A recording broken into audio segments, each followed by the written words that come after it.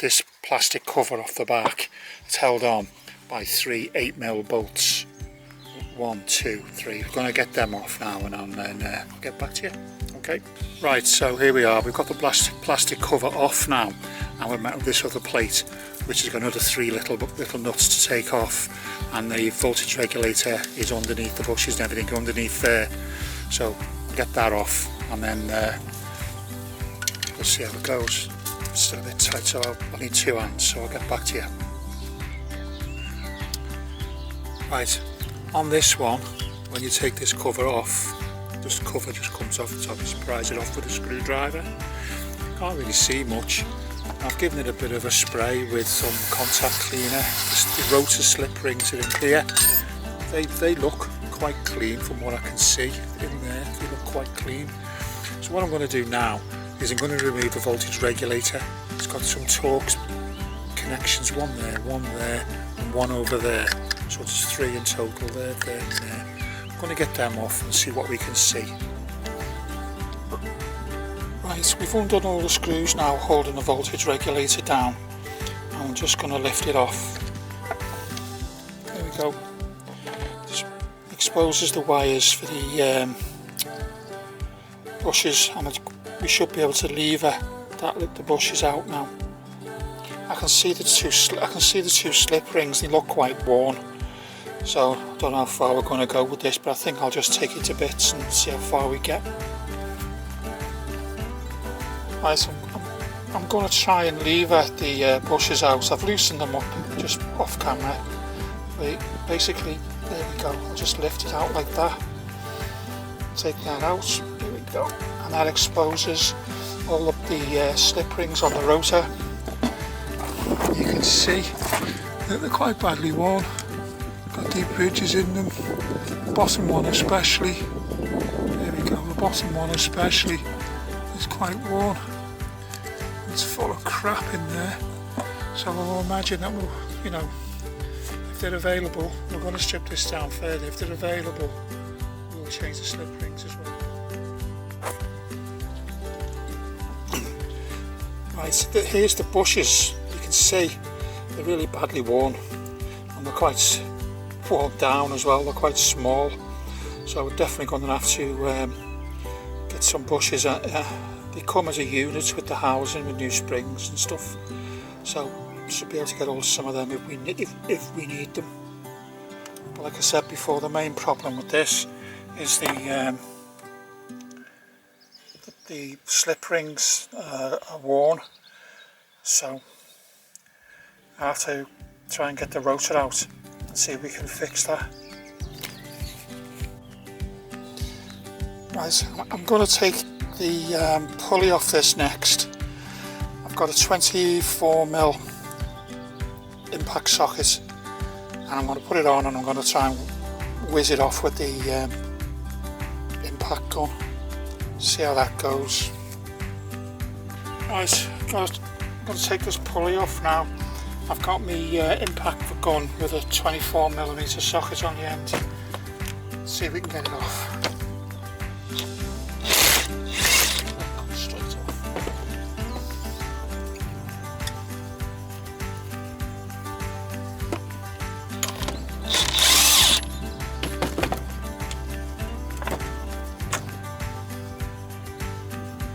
There should be a little spacer in there as well.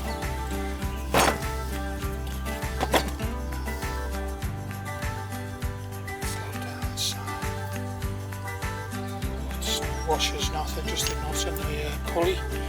That's it. Okay. Right. See if we can split this. See if we can split this casing apart now.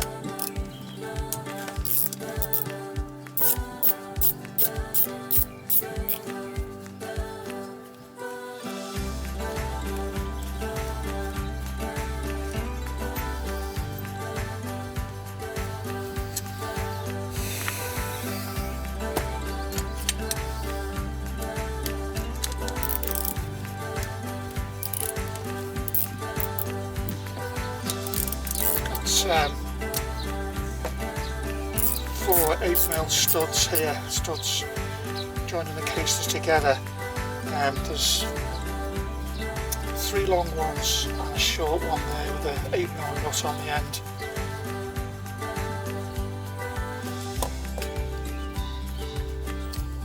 What to do with this now is separate the diode from the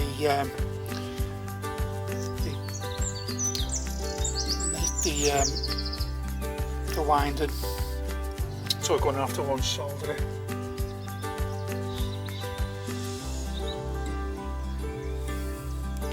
Right, we're going to unsolder the rectifier from the windings. See if I can get this hot enough with my soldering iron to separate them.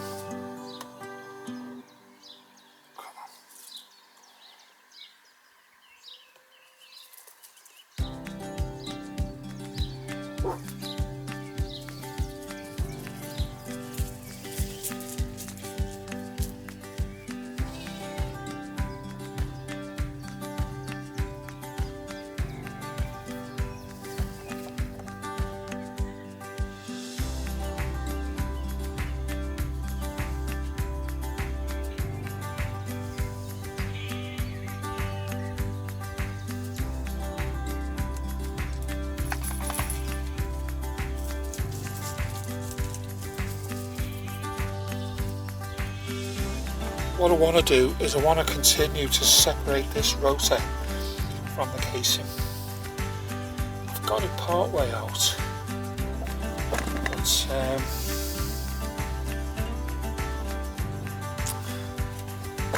it doesn't seem to be. It seems to be lodged.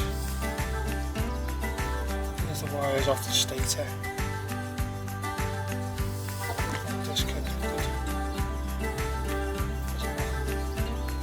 Horrendous condition the stator, but I want to separate it.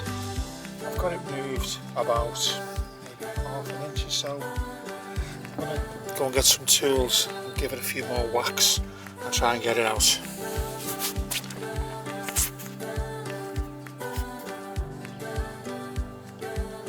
Right, I'm going to continue to try and get this rotor separated from the casing.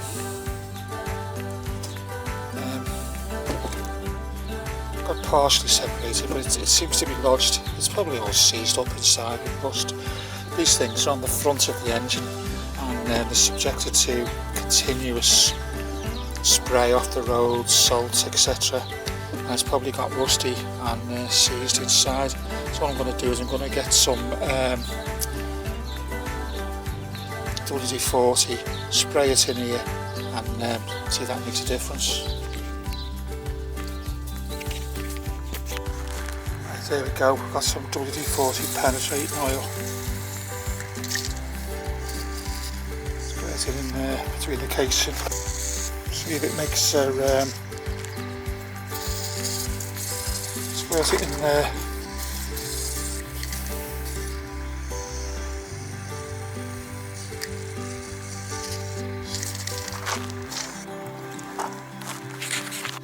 Right, well there we are then. There's the rotor out.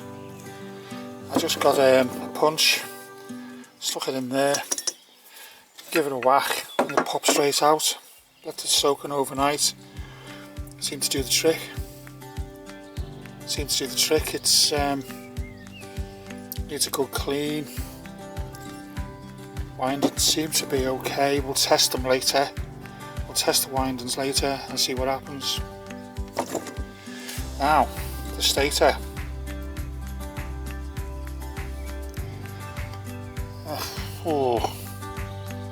I don't know whether I want to separate that or not really. I don't know if I should. I don't know if I should continue to try and get it out. It doesn't look like an easy job.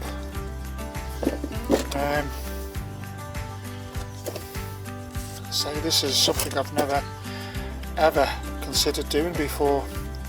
It's got a bearing in there which maybe we should replace. Maybe we should tap that bearing out. See if we can get the bearing out, I think. give it a few taps, see what happens. Okay, up to now we've tapped this bearing out. We've just basically tapped it out with a punch and a ball peen hammer, just tapped it all the way around until it started to come out. The housing, the race where it fits inside the bearing is nice and clean. Next job now is to get this stator out. And what I'm going to do is I'm going to tap this casing here. Now I want to give it a couple of taps with the ball peen hammer, but I don't want to damage it too much. So what I'm going to go and do is I'm going to get a soft faced hammer and give it a few whacks with that. And that seems to be working. It's I'm getting it out. Doesn't look too bad actually. Just tapping it on the side with this thing, a little bit at a time each side, and it's starting to move.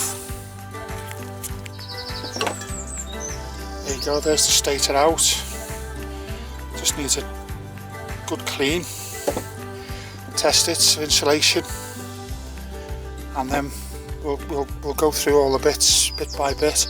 Now the next thing I'm going to be doing is I want to get this bearing off the rotor, off the front of the rotor here, and then we can remove the slip rings, the plastic slip rings, and see how that goes. Now I think I've got a little bearing puller, so I'll go and see if I can find it.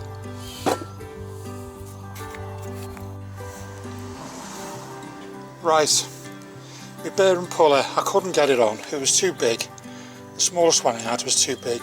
I've got the bearing off, and what I did was I got two pry bars, one either side, and just levered it off. A bit of a crack, and it came straight off. So that's that bearing off. It's not as good a condition as the back one. It's obviously a bit worn, so that can be replaced. Next project here is to clean this up and see if I can get the remnants of these slip rings off. I don't know if it's a serviceable part yet, so I'm just working my way through this. Never done it before, no experience. I'm just seeing how things go. You can see the wire going up there and the wire going up there. You can see it just going up there, going up behind the slip rings there.